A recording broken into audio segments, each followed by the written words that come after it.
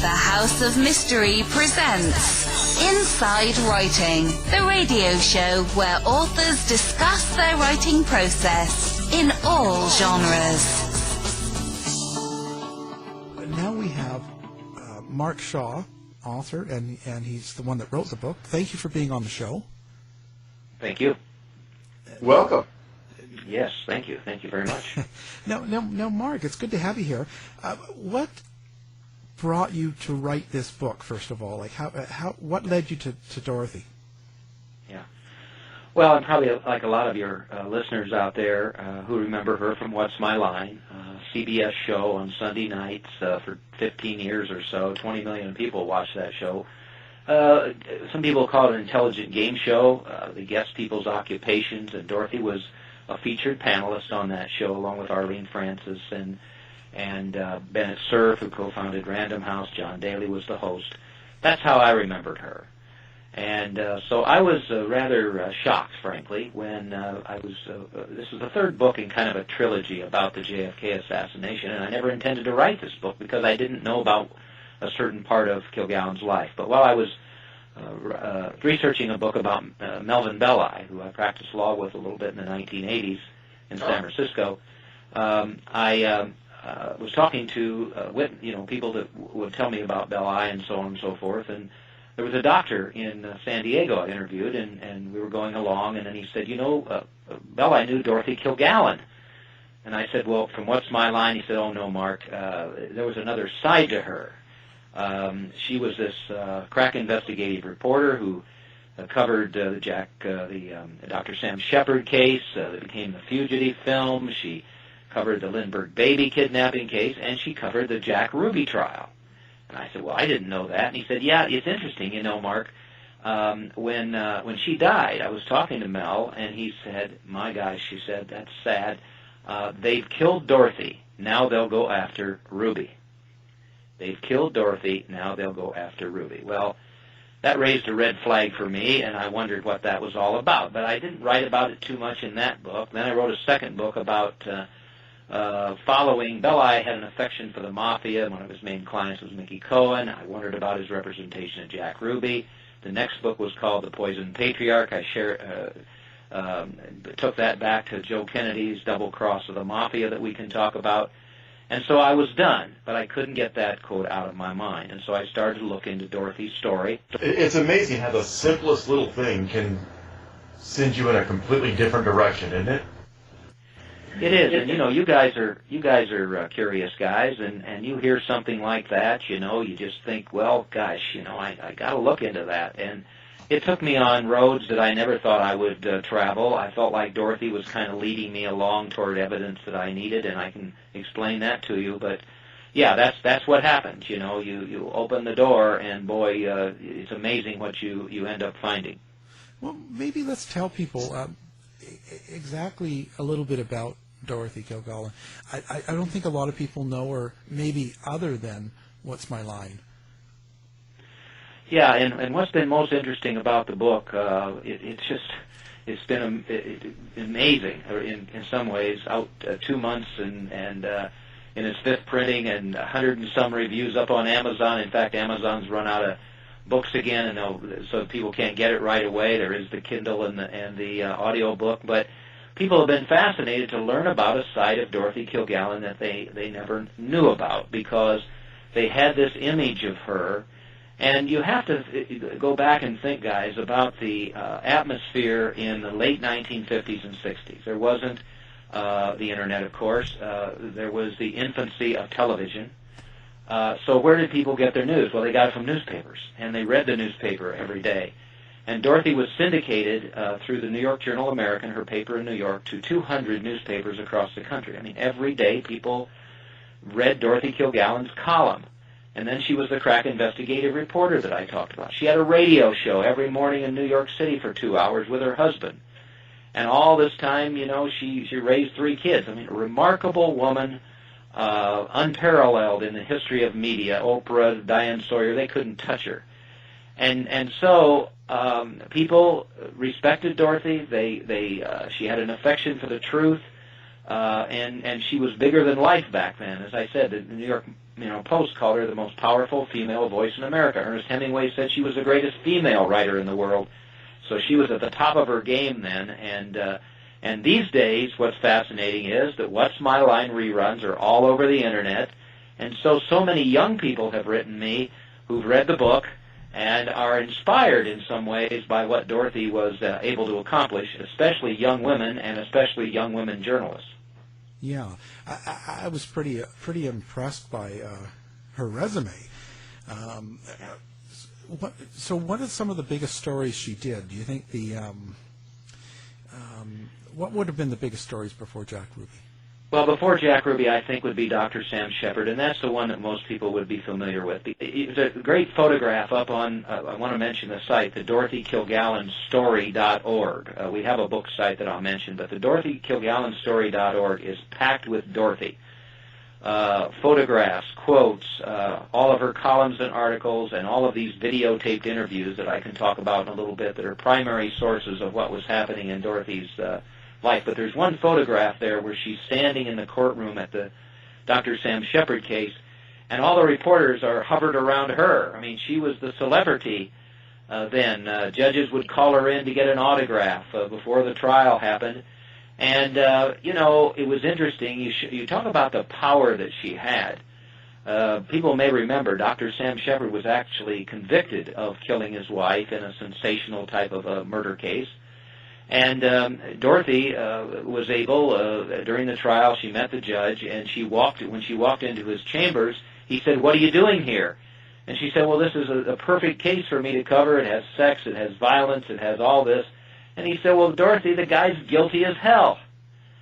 And she said, "Well, I'm still going to cover the case." Well, she got that comment, and then Shepard was convicted, and then she didn't tell anybody about it until the judge died. She hid the source about the comment until she ran into F. Lee Bailey, the famous lawyer who was appealing Shepard's case.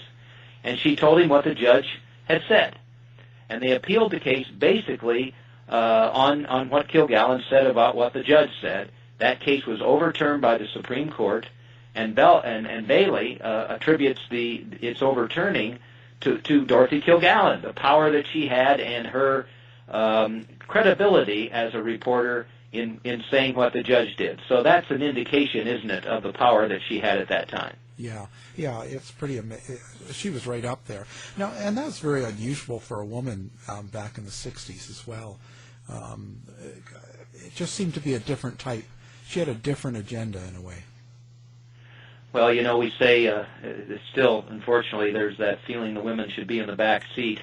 Well, back then they were back behind the car because they were thought to be somebody that should, never ask questions, just kind of be complacent, be the mother in the home. And I'm not saying those are bad things, but that was how it was looked upon. And she was a college dropout at 17. She begged her father, who was a noted, gifted journalist, to take her to the Journal-American offices. She loved that. She dropped out of college. She started writing her articles, and within a few years, this slender woman who was this great, wore the fashions of the day and all of that, had ingratiated herself with the other male reporters and become just as respected as any reporter at that time. And then, of course, when she became a panelist on What's My Line, that just elevated her stardom. I think that put her more in the public attention. Oh, yeah, because that show was huge at the time. I don't know what you'd compare it to now, but there were only the 3 stations, or maybe there was only 2 at that point. But for 20 million people to watch that show on Sunday nights, that made her a celebrity. And that gave her, along with her credibility as a reporter, that gave her the bully pulpit. That gave her the credibility. She had the best sources.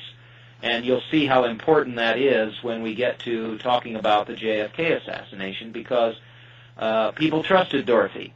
And it was interesting, guys, that she could straddle that fence between being a game show panelist celebrity and being a respected journalist, which couldn't have been easy at the time, but she was able to do that. If we had to compare her with somebody today, I would have to compare her with Leah Remini.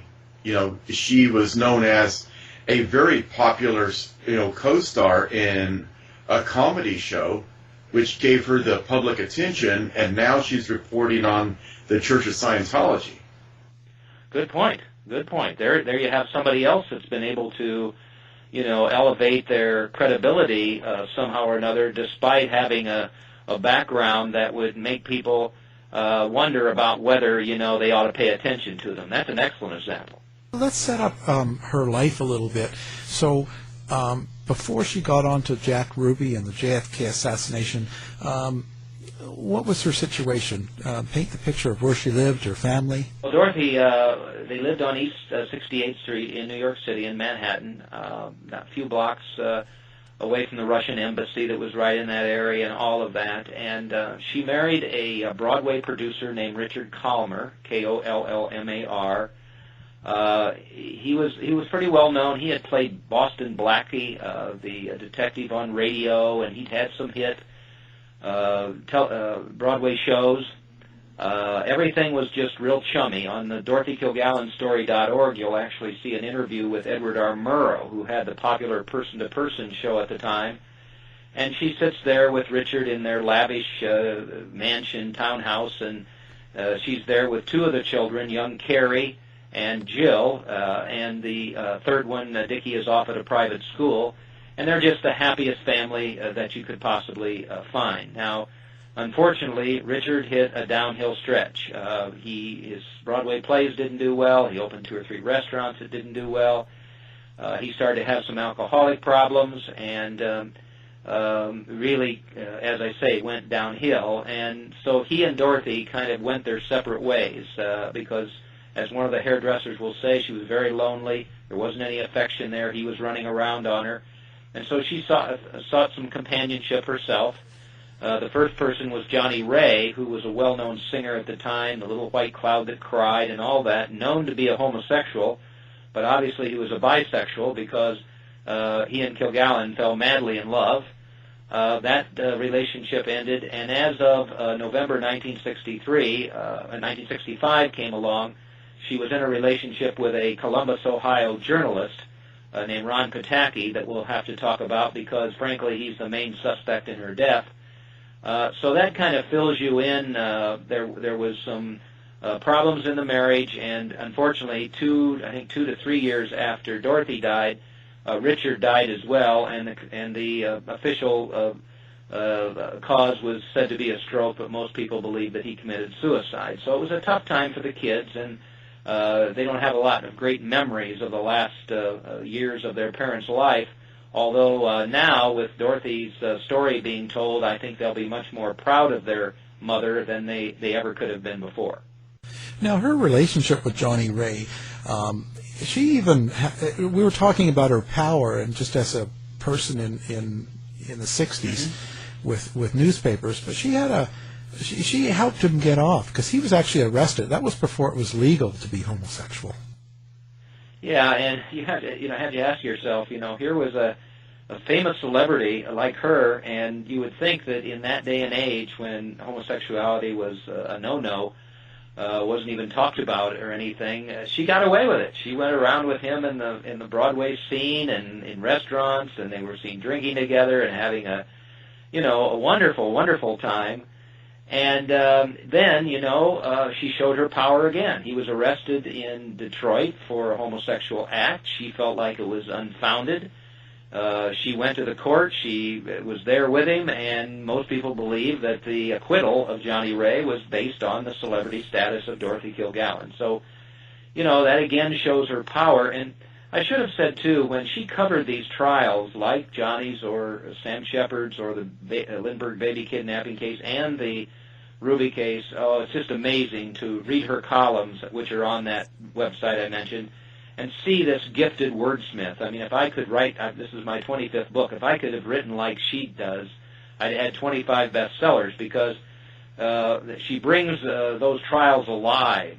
You feel like you're right there, that you're touching Sam Shepard or, the Lindbergh kidnapping suspect and all of that. So people, I think, when they read the book, will get to read some of that writing about those cases, and I think they'll be absolutely amazed at the gifted wordsmith that she was.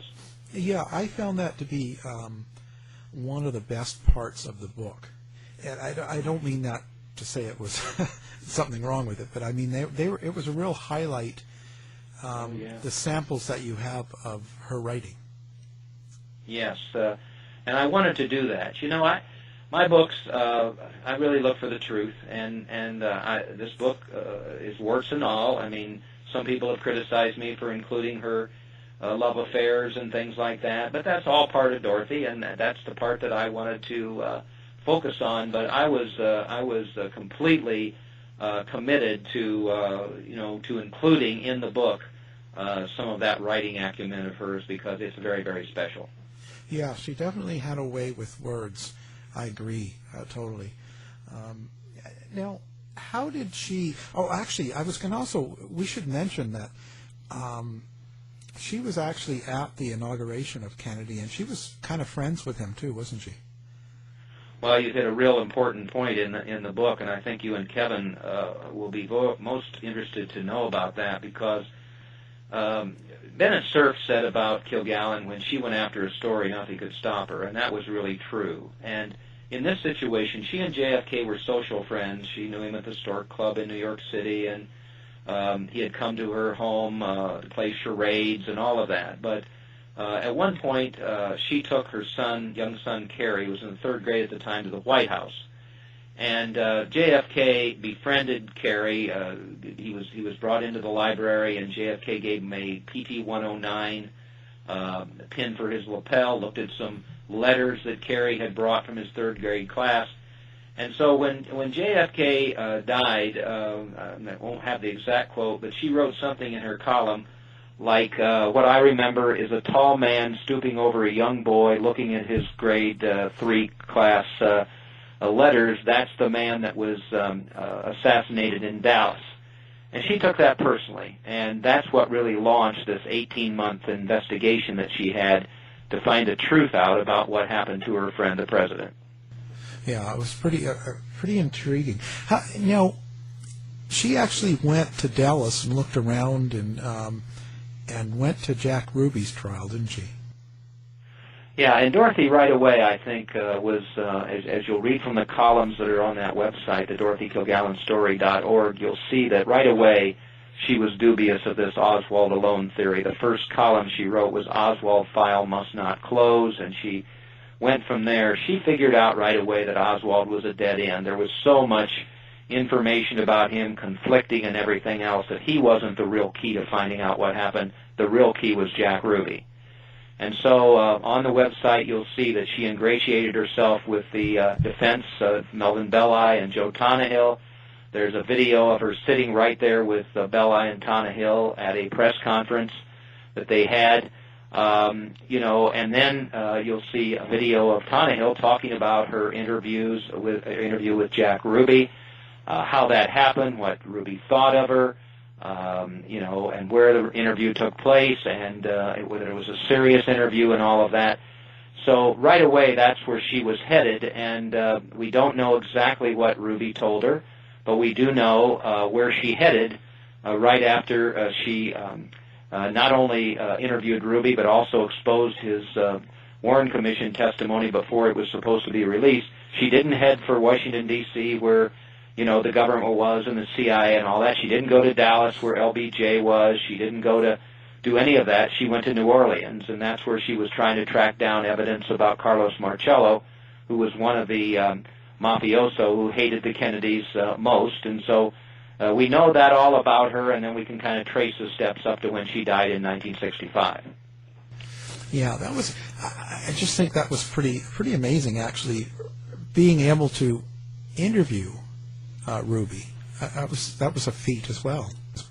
Well, again, you have to think of her stature, and Ruby, just had a lot of respect for her, and for whatever reason, then Tannehill set it up, and they were able to talk, and so that was a real feather in her cap, as you can imagine, at that particular time. And then when she just exploded on the front page of her newspaper, Ruby's testimony before the Warren Commission, you have to think that was probably like the exposure of the Nixon tapes, or other kind of things that could have happened in terms of exposing government secrets and things like that, because she was able to do that. And that's really when it became more of a dangerous situation for her, because there were those who did not want her to expose the truth. And that's what Dorothy was going to do. It seemed like, to me, that there were other people, too, like Hoover, and they sort of wanted to go with Oswald as the lone killer right away, even before the Warren Commission. Oh, you just, you can't emphasize that enough.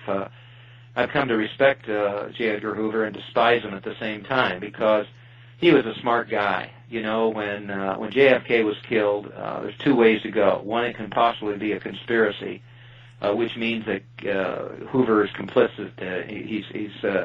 He's somebody who should have stopped that with his FBI and all of that kind of thing, and so he can have some responsibility. Or you go with just shouting to the world that it's this guy, this nut, who killed the president, and if that's the case, then you don't have any responsibility at all, because nobody could stop that. Well, of course, he was smart enough to know you go with the nut, and that was Lee Harvey Oswald.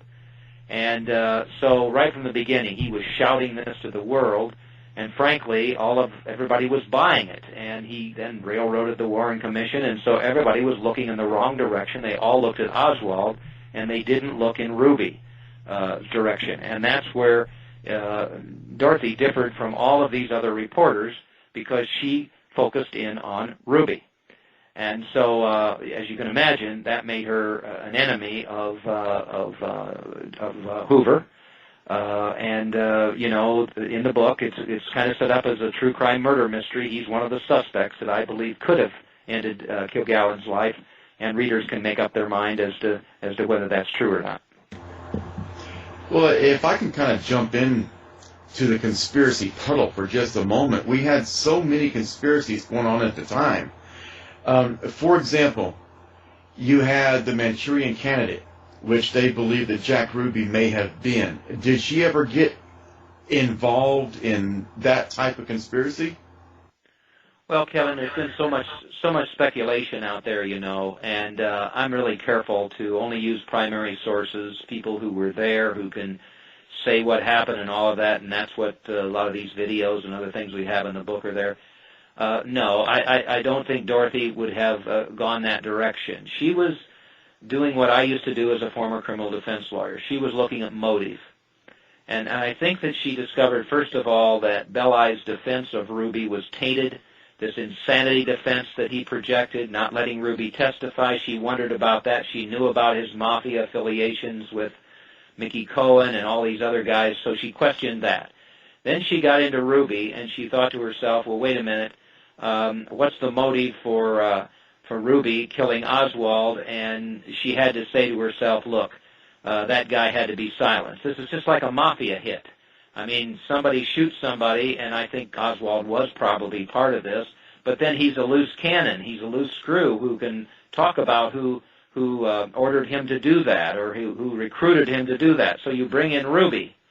And then Ruby could also be somebody who could talk about this too much, so you bring in Belli, and you basically just silence Ruby by not letting him testify and making him look crazy and everything. And then that buttons up everything. Well, who has the most to gain from that? Whoever masterminded the JFK assassination.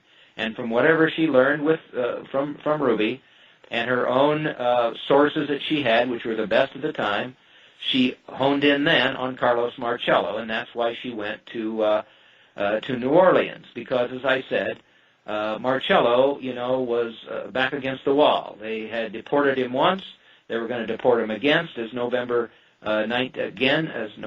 63 came up. He was in a New Orleans courtroom defending himself against a racketeering charge. Well, he couldn't let that happen. He couldn't let Dorothy go ahead, in my opinion, with writing this book and exposing his involvement in the JFK assassination. So he was the one with the motive who had to first of all say, I got to get rid of Jack Kennedy so Bobby Kennedy is powerless, and that's what he did. And then he decided, I can't let Dorothy Kilgallen expose me as being involved in the JFK assassination. I'm going to have to get rid of her, and I'll tell you how I think that happened in terms of silencing Kilgallen. I have to say, she had more than just the one enemy sort of thing. Like, she also had fights with Frank Sinatra. She had her list of enemies. So how do you narrow down on which one you think it is? Well, the way I did it was, again, to you first look at motive, and then you look at, the plausibility of what happened. I've tried, when I've talked about the JFK assassination in these 3 books, I've tried to be very logical, so there aren't very many layers of what happened. Joe Kennedy double-crosses the Mafia. Joe Kennedy orders JFK to appoint Bobby. Bobby goes after Marcello and the other people. Well, it doesn't take a brain surgeon to figure out that you've got to get rid of, you've got to make Bobby Kennedy powerless, and so I think that is very logical in terms of what happened there. And then you look at the Kilgallen situation, and it just fits in there. I mean, Kilgallen was 52 years old when she died. JFK was 46. In my opinion, these 2 deaths are completely connected. The mysteries of both of them are connected. And so the thing to do is to use some just common sense logic and say to yourself, hey, what's plausible here? And not go astray too far, as many people have done. If many JFK books have been written, many of them, most of them, there's only one, I think, that even mentions Dorothy Kilgallen. And then you narrow down the sources, the suspects. Yes, she and Frank Sinatra hated each other. She wrote some scathing columns about his girlfriends being floozies and all this other kind of stuff. He retorted by calling her a woman who didn't have a chin. In his nightclub act, he would say, let's stop and buy Dorothy a chin. Then she wrote another scathing article, so he sent a fake tombstone to her office. They did not like each other. He called her J. Edgar too, didn't he? Wow. Yeah. We mentioned J. Edgar Hoover. He had all of the motive to get rid of Kilgallen, because if she had exposed all of her JFK assassination evidence and pointed to him as just being a bit of a cover-up in terms of what happened by shouting the Oswald theory, lone theory, he could have been in trouble. Marcello is the other one. I also bring into the equation Dorothy's husband, because of their marital problems and her not being able to trust him, even though he knew some about the assassinations. And then the 5th one, as I say, is this Ron Pataki, the journalist who I believe was implicated in her death as well. So those are the logical suspects. I present the evidence against them. I present the forensic evidence that points to Kilgallen being killed, and then people can make up their own mind as to what they think happened. So let's talk about that last night that she was alive. Exactly how did it go down? Dorothy, we first first watch Mark Sinclair talk about getting her ready for that What's My Line program on November the 7th. He finds some fake flowers in the lobby. He brings them up. He puts them in a hairpiece for Dorothy. He gets her makeup and eyelashes ready. She's going to wear this flowing gown, which she was famous for when she was on the show. And then Sinclair leaves, and then we see her pop up on What's My Line. Sinclair notices she's not wearing the snazzy dress anymore. She's wearing kind of a date-type dress. She's on that program. She's sharp. She guesses the occupation of a woman who sells dynamite, who will come into play in a little bit. Oh, wow. She's just amazing on the show. And then afterwards, first of all, Sinclair notices the difference in the dress on the show and wonders what's going on there, and speculates that she's going to meet with Ron Pataki, this lover that she had, to confront him about the possibility that he may have been leaking some of her JFK assassination evidence to the wrong person. She goes with this producer, Bob Bach, to a P.J. Clark's tavern in New York City. We then know that she leaves there and goes to the Regency Hotel bar, which is about 6 blocks away from where she lives. Catherine Stone, who was the woman who sold dynamite, contested on the show, sees her in the corner with a mystery-type man. She can't tell who he is. They're right together, and they're talking very seriously. Our opinion is, based on the interviews with Pataki and some incriminating evidence against him, that he is the man that was there. What we know then is that she was seen there about 2 o'clock in the morning. We don't know how she got back to her townhouse, but the next morning at 9 o'clock, Mark Sinclair, in a very shocking videotaped interview, talks about finding her body as I said, in the bedroom that she never slept in. I believe in the book I've proven that there's no question that it wasn't suicide, it wasn't accidental death, as the medical examiner concluded, but murder, and the murder weapon was barbiturates. The autopsy report said there was one. My forensic evidence through primary sources that were around at that time is that there were 3 in her system. Based on that, accidental death and suicide go out the window, and there's no question in my mind that Dorothy was in fact the reporter who knew too much, and that she was murdered. So the official cause of death would have been drug overdose. Yeah, and let me just ask you this, you guys. You're logical fellows, smart guys. If you read a conclusion about a person's death and it said this: a combination of barbiturates and alcohol, and then a colon, circumstances undetermined, wouldn't you want to investigate what the heck they meant by circumstances undetermined? Well, of course you would. Right. And yet that didn't happen. And the reason that it didn't happen is because I believe the connection between Marcello, the gangster Frank Costello in New York, who was his best friend, Pataki being involved, and then, as I said, the Brooklyn DA's, Brooklyn Medical Examiner's office coming into this, a mafia-controlled office. It all just came together. No investigation. People bought the story. Nobody stood up for Kilgallen, her family, her friends, her colleagues on What's My Line. Journalists, nobody. They just thought themselves, well, you know, this must be what happened, and the case was closed, and that was it until now. I want to bring that up, too. You mentioned the Brooklyn. Now, she died in Manhattan, so it wasn't really the medical examiner that should have been examining. Exactly. Yeah. You're being way too smart about this, Al, I'm telling you, because, and Kevin, you realize, too, I mean, it made no sense whatsoever unless it was meant to be, unless it was directed, unless it was part of this whole scheme to silence Kilgallen, and then case closed. Nobody's going to ask any questions. And as I say, the killer's won here because Kilgallen's file disappeared. She's disappeared for 50 years. She's not even close to being included in any of the JFK assassination books, even though she's the most credible reporter who ever covered them. So they all won. The worst form of censorship, but by golly, through, I hope what I've been able to uncover about her, the research and the truth about what happened to Dorothy, and now this investigation by the DA, we're gonna find out what really happened back then. And I want to talk about Bennett Cerf. Now, he was on the What's My Line show as well, but he was actually the co-founder of Random Books, right? Random House, yeah. Random House, and he's the one that hired her to write the book about the JFK assassination. You know, he believed after she died that something was wrong, but I think they just didn't. Maybe they were scared because they knew powerful forces had gotten to Dorothy, and if they could get to Dorothy, they could get to her. The hairdressers talk about how scared they were.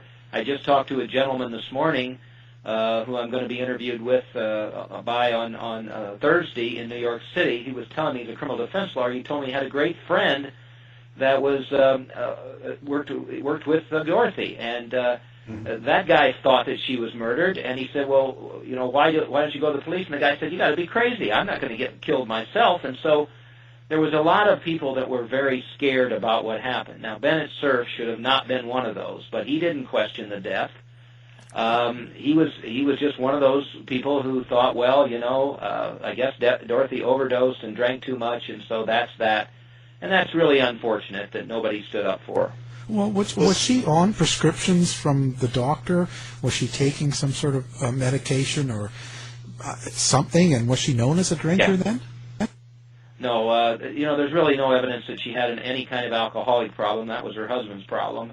She had a prescription for Seconal. They found an empty bottle of pills by her bed, but when they talked to the pharmacist, he told her that had been about 30 days earlier she got them, so apparently they were almost gone. Yeah, what they found, though, I don't want to give it away too much because I want people to make up their own mind in the book, but you will see evidence of 2 more barbiturates that were found in her system. by some toxicologists at the medical examiner's office in Brooklyn. 2 years later, they had been able to save some of her bodily fluids, and they were so scared that they didn't let anybody know about that. So there was a cover-up in 63, or 65, a cover-up in 67, and nothing was done about it. But she did have that prescription, and for whatever reason, at that time at least, they thought that that might be the cause of death. But later on, it was proven that she had more barbiturates in her system, and there's a very unique aspect of that I'll leave for the readers so that they can make up their own mind as to why I believe there's no question at all, no question, that she was murdered. Well, you said something very key just now that I kind of honed in on. 65, and then you mentioned 67. Was there a reason to reopen the case in 67? No, not at all. Again, in the book, I pride myself on primary sources, and I was able to track down Chris Broach, who was the son of John Broach, who was a toxicologist at the New York Medical Office in Brooklyn. And he said that there was another doctor there that his father worked with, Chris did, and it was Dr. Umberger, Charles Umberger, and Umberger was one of these guys who kept bodily fluids, believing that maybe the technology would get better where they could do better testing. So 2, I think it is, or 3 years later, they had kept this, and John Broach did some tests and found the evidence of these 3 barbiturates in her system. And it's most interesting because one other physician who was there at the time was Dr. Michael Baden, who became famous, for the the Jackson murder, the Jackson suicide, Jackson death, and many others. And they all concluded at that time that there was no question that Kilgallen's death was a homicide. And though the problem was that, again, they were all scared to bring that evidence forward, and it got suppressed. And so nobody knew about it until many, many years later. Chris Broach says that John Broach told him, too, at times they were asked to falsify autopsies. They were asked to manipulate evidence. They had trouble figuring out what dead body was what dead body. It was a mess in that office, and that led to all of the confusion and then the, I think, cover-up by the medical examiner's office. Well, that leads to the obvious question. Who was doing the asking, and who was doing the threatening? Yeah, I think what you do, again, is you watch the thread here. You watch the thread from Belli to Ruby, from Ruby to Kilgallen, Kilgallen then in New Orleans to Marcello. And if people feel like I'm right about Marcello probably being the main suspect, then you look at Ron Pataki's, he had some contacts with mafioso. He had kind of a violent background. So you could see then Marcello finding somebody like Pataki who could get into Kilgallen's inner circle and find out what she was investigating and what her conclusions were. And then you have Marcello using his best friend Frank Costello, the gangster, the Don of New York City. And, it's not hard to believe that at some particular point that Marcello decided to put the hit on Kilgallen. They used Costello, they used Pataki, and they used the medical examiner's office in Brooklyn.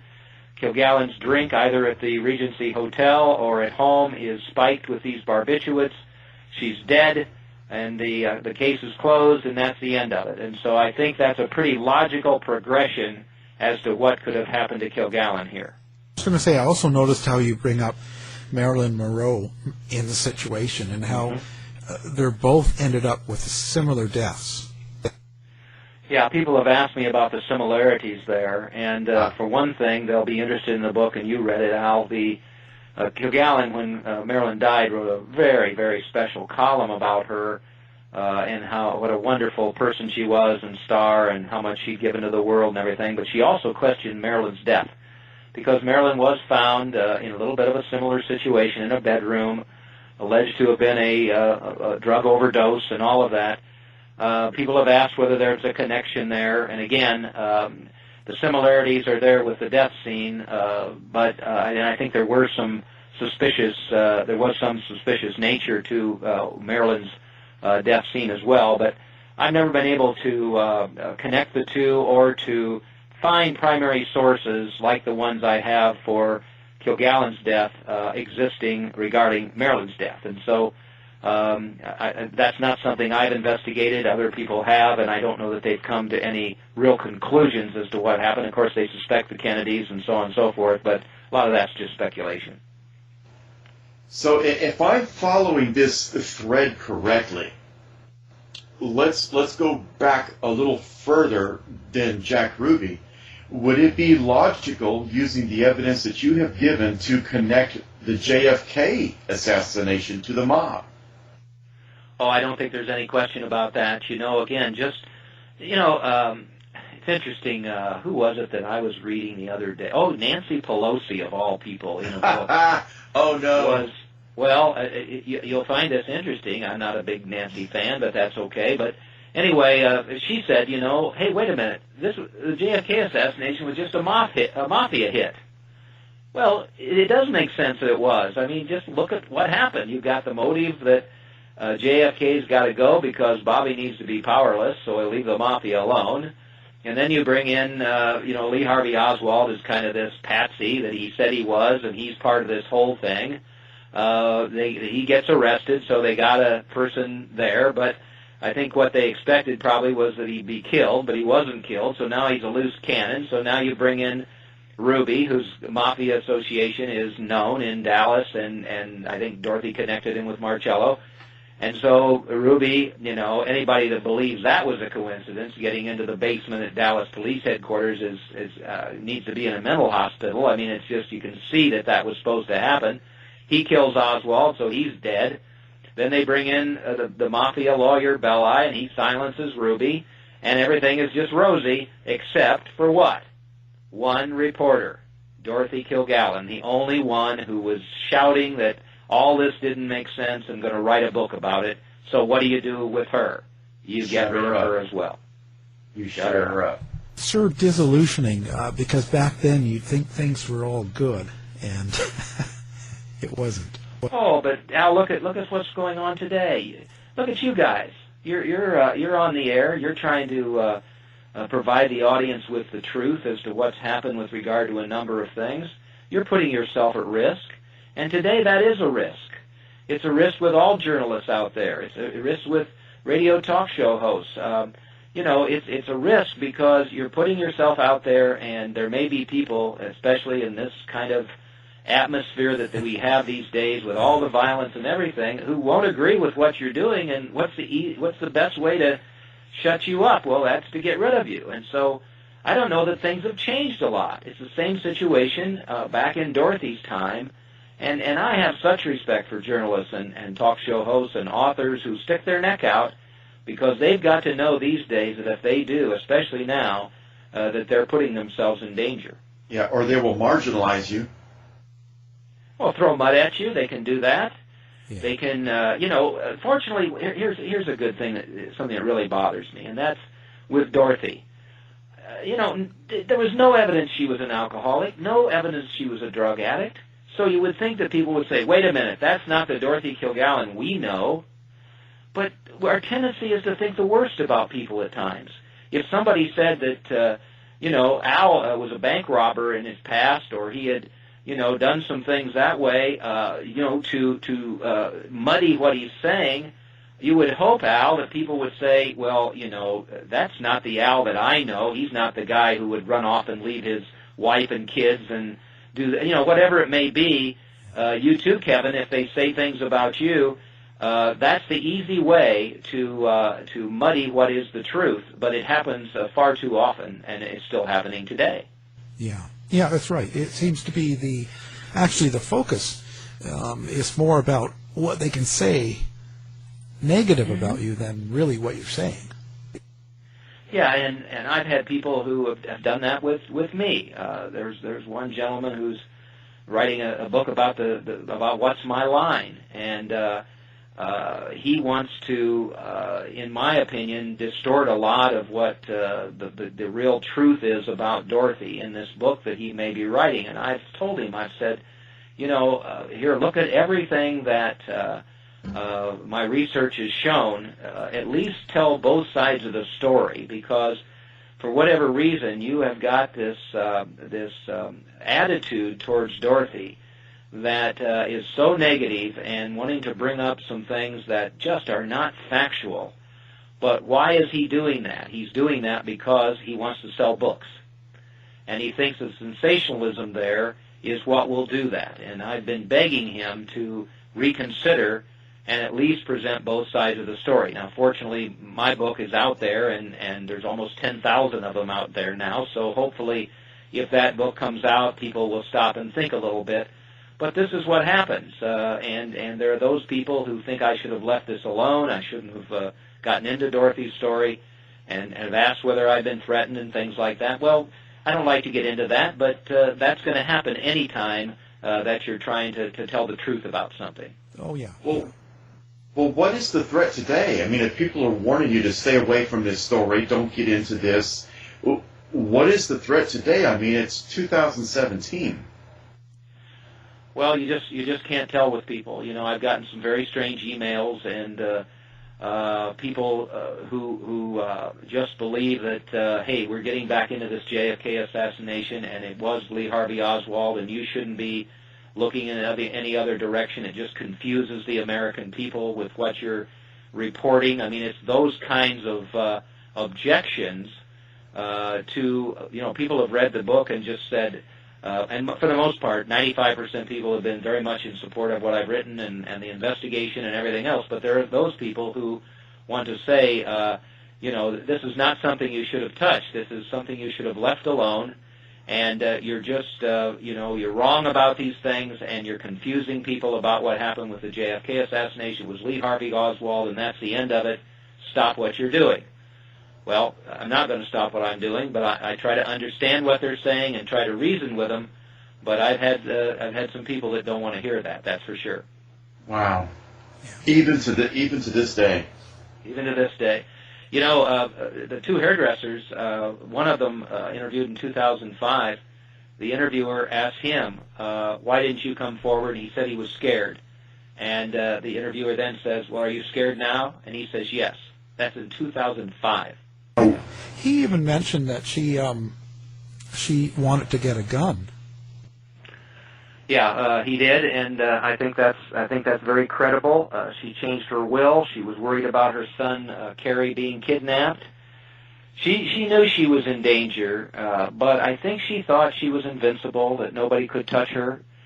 And you know, and I don't want to take credit for this because it's not right to do so. I was in an interview the other day, and one of the hosts of the show said, well, you know, have you considered the fact that those people that were involved in the JFK assassination, they didn't want any more written about all this? And there were some other journalists who were on the fringes who were looking into it a bit as well, not as much as Dorothy. But they said, you know what you could do here if you wanted to? You get rid of Dorothy Kilgallen, the most powerful female voice in America and this big celebrity, and it's a warning to every other journalist to stop any investigation that they have. And you know, that has some credibility to it. Yes. Well, this is just so interesting, and we're already out of time, so I'm going to have to wrap this up. But Sure. This has been a great interview. Our guest has been Mark Shaw. The book is The Reporter Who Knew Too Much. Thank you for being on the show. Well, thank you, Kevin, and thank you, Al. And if it's okay, if there's some updates on the on the DA investigation, I'll come back and give you that update. Oh, we'd love it. That would be great. To find out more about our show, guests, or to listen to past shows from our archive, please go to www.houseofmysteryradio.com. Show's over for now.